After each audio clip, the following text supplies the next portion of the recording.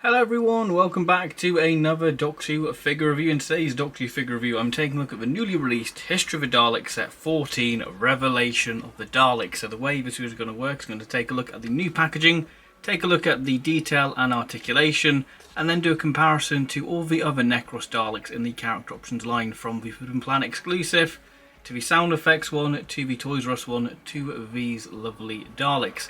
So without further ado, let's dive into the new packaging. Taking a look at the packaging for the History of the Daleks set 14, so we've got this new style guide packaging, which I'll do a comparison to last year's History of the Daleks set packaging in a minute.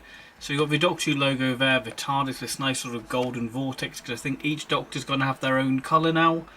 So I can imagine the 7th Doctor having sort of like a purple background, which would be quite nice. We have the 6th Doctor, History of the Daleks set 14, limited edition, the scale of the figures, and the name of the set, Revelation of the Daleks. On the side there we've got the information there, the 6th Doctor, which sort of feels like a nice sort of throwback to when the classic line started, with sort of the Doctor's dates there, which is quite handy.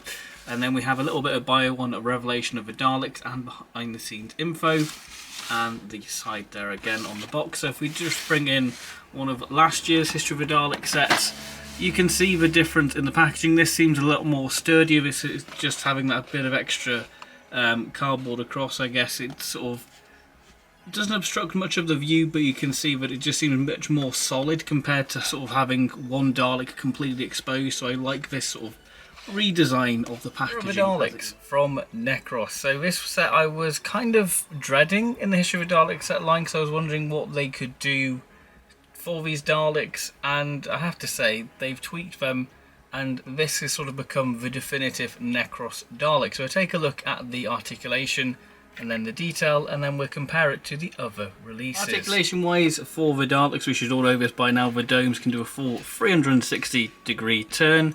The eye stalk can go up and down, but it's very rubbery. And of course we do have the plunger and gun arm on a ball joint, so it can do a full 360 degree turn. And of course the Dalek is on wheels, so it can patrol the catacombs of Necros. Very spooky. Moving on to the detail, so I'm going to take a look at the detail for one of them, because they're exactly the same Daleks, which is interesting, because when this line started, B&M didn't like doing sort of the same Dalek in the same set, hence why when we got the Dead Planet Dalek set, we had sort of Daleks with the smaller pupils. But yeah, this is sort of a good army builder set, even though it would have been lovely to have a Scarisian Dalek in this set. Maybe it would have been too similar to the Death Zone Dalek, but the Death Zone Daleks are very unique in its own right. But we'll talk about the Death Zone Dalek in a future video when we review that set. But detail-wise for the Necros Dalek, because this is the Necros Dalek's time to shine. So we've got the new dome lights there. You can see they're a lot more pointy and got this nice ridged effect. We have the eye stalk, which is all very nice with the rings. And we have this nice glossy black finish to the eye stalk, and you've got this nice sort of ellipsis there to give that sort of sense of depth, which is really, really nice. I really do like that. And we've got this sort of Dalek painted in this lovely off-white, which is very striking. And I really do like sort of the colour scheme of sort of the Imperial Daleks, or this is sort of a proto-Imperial Dalek, isn't it? We have the standard sort of nice sort of bronzy gold finish to the neckbin section. You can see the sort of mesh detailing there, which is all very nice and is done excellently. And we do have this new addition to a Dalek. Here we can see a sort of gold band to sort of give the sense that this is sort of a neckbin extension, I think, was on the props. It would have been nice if that had sort of the mesh texture to it, but it's just been painted in the same gold, which, you know, it doesn't look too bad. It doesn't look too bad from a distance. It's just when you have it up close, it does look a little bit odd. But yeah, it's really nice to have that included, and it's nice to see a little bit more new tooling put into this. And then we move down to sort of the midsection. The slats have been sort of cast in a gold and then been painted white over. You can see that on the side there. But we've got the same sort of mesh detailing what we saw from last year's History of the Dalek sets. So we've got the nice rivets detailing and the sort of gold mesh, which is done very well. We do have this new sort of section here, which is the new sort of oval section, which you'll see more how it's different when we get to the comparison. But that's done very nice. You can see the sort of gun has sort of been cast in a gold plastic. It's interestingly on my other one, you can see that it hasn't been painted. Yeah, which is odd. It's been painted on one side, but not the other. How very odd. I mean, I will say that this is going to need a little bit of boiling water because it's a bit warped, is that plunger. So, yeah, it's a bit of a sad Dalek. So we've got, again, the lovely gold sort of finish to the hemispheres, which, again, very nice striking detail. And, of course, we have the two-tone fender there. So, yeah, very nice Dalek detail we've come to expect, and a few nice little tweaks. Speaking of tweaks, let's do the comparison. Doing a quick comparison to the Necros Dalek. So this is the Forbidden Planet one, the sound effects version for Toys R Us, and we have the B&M version. Now, I think that this Dalek, in terms of the Toys R Us one, has the nice gloss finish, which this Dalek should have, instead of being given sort of a matte finish. But if we bring in the Forbidden Planet one, you can see, first of all, the difference in the dome lights. This has a frosted dome light, whereas those other two have the clear dome lights. You can see they're much more rounded off compared to the more pointy sort of dome lights what's been given on the new B&M version. The eye stalk, you can see that this one has a sort of too long of an eye stalk, whereas this has the accurate 80s Dalek eye stalk. You can see the nice sort of glossy black finish to it, and you can see sort of the difference in the colour. This has been given such more of a white, sort of more off-white finish, where this is just sort of more white. You can see the difference in the gold. This has much more of a darker sort of gold finish to it, and of course we have the neck bin extension, which of course these other three variants do not have.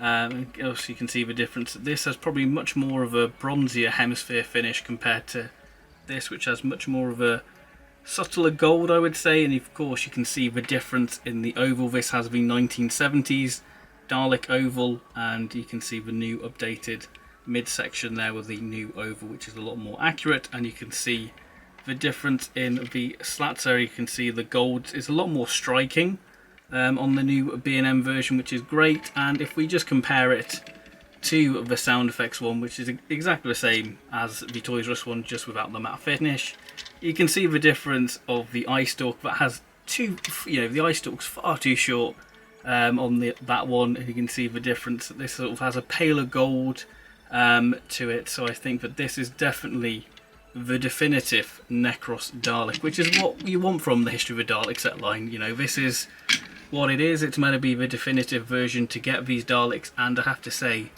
the Necros Daleks definitely do live up to that. So what are my overall thoughts on History of the Daleks set 14, Revelation of the Daleks? This set, I'll be honest, was the one I was dreading to get to in the History of the Daleks set line, because I was wondering what could they do, because as somebody who's not a fan of the Necros Dalek sort of design, it would be a hard sort of one for me to sort of look at and go, I want to pick it up.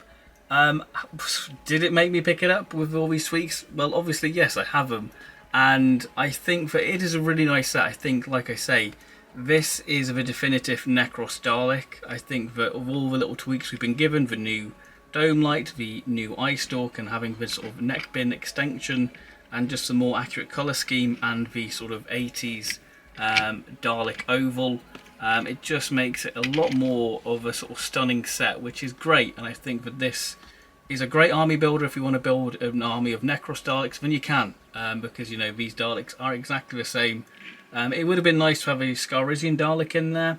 Again, that would keep the army building factor, but I guess we'll just have to wait and see if that Dalek pops up in the future set, maybe with the Stengos Dalek. That would be amazing. But yes, I have to say I really do like this set, and quite a surprising set. I'm surprised how much I like it.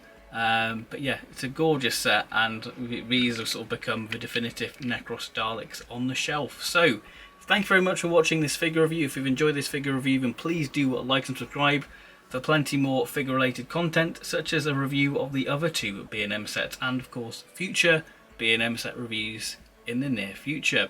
So thank you very much for watching, and I'll see you next time. Bye bye.